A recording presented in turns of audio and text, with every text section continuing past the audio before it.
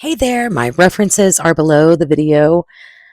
So we are talking about disorders and the effects on people's lives, the different possible treatment modalities, and how these modalities can help the clients with their disorders. So speaking of eating disorders, it's mental and physical. It's rough on them because it becomes an obsession that controls their life.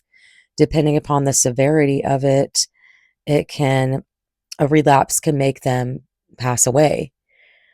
60% of men could not get help because men do not have an eating disorder, is what they are told. It starts sometimes in their lives as bullying, and then it ends up in the form of them hating themselves and obsessing about these eating habits or not eating.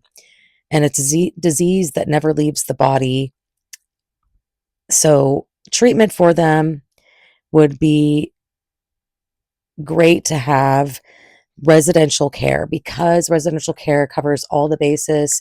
They get to start new patterns, start new ways of eating, talking about their feelings and their fears of what is holding them back from having a healthy lifestyle.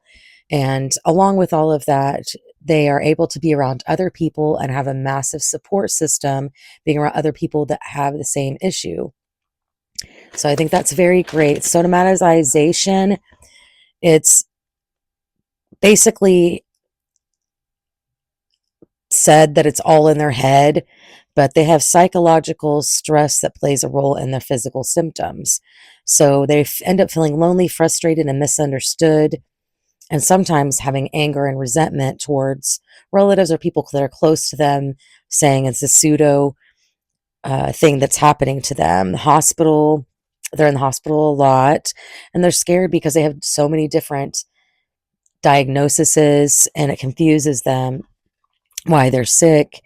Sometimes they even get so worked up in their head they think they're dying, and fear of death, and life kind of stops when they're sick, but they have acceptance of life moving on while they're feeling sick. So basically, a treatment would be kind of CBT would be a great one because a lot of people end up not wanting to talk about their feelings. They bottle them up, and then it ends up coming out physically.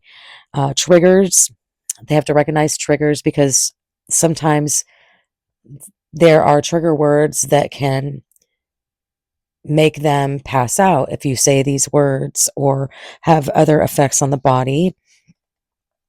And they have to have like a team of people to help them depending upon the severity. So there's physicians, psychotherapists, psychologists, a counselor, social worker, OT, dietitians, complementary medical providers. But when most meds won't work, they still have to have socialization and be able to talk about these feelings so they can let some of the stress out and maybe alleviate these. Conversion disorder is medically unexplained neurological symptoms and not supported by tests.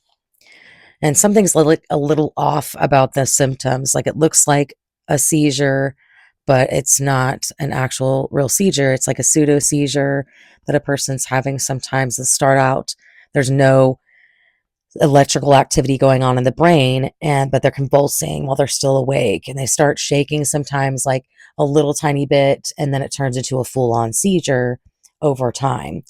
So it's a physical representation of conflict, overthinking, obsessive thoughts, painful events can become an association. So they use hypnosis is a great form of treatment for this.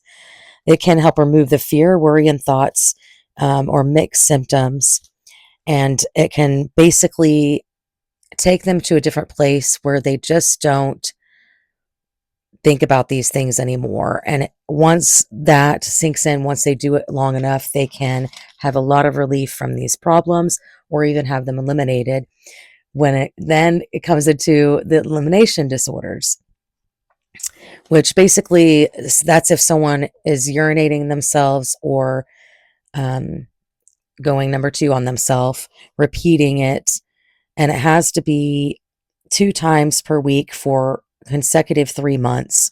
I mean, kids can have accidents. There's a difference between being under age 5, but it can last up to age 10 or 11 even, or even a little bit older, just depending upon, the severity of it. And not diarrhea cannot be known as this. And they say do not punish your child physically or verbally, or adult if this is happening, because it does not help.